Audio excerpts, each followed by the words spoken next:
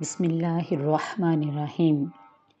کچھ گناہ ظاہری ہوتے ہیں اور کچھ گناہ باطنی ہوتے ہیں۔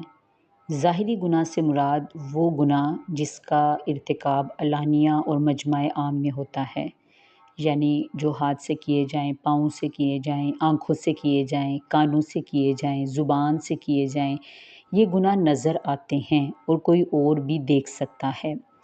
باطنی گناہ سے مراد دل کے گناہ ہیں، جیسا کہ تکبر، ریا، دکھلاوا، حسد، حرص، لالچ، کینہ۔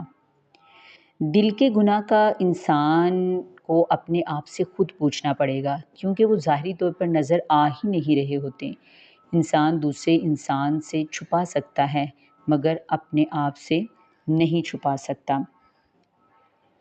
گناہ کا اثر یہ ہوتا ہے کہ وہ انسان کی روحانی زندگی کو تباہی کی طرف لے کر چلے جاتے ہیں۔ بندگی میں کمزوری آ جاتی ہے، تقویٰ میں کمی آ جاتی ہے، اللہ کی طرف رجوع کمزور ہوتا چلا جاتا ہے، غفلت طاری ہوتی چلی جاتی ہے اور دل سیاہ ہو جاتا ہے، اور دل سیاہ ہو کر سخت ہو جاتا ہے۔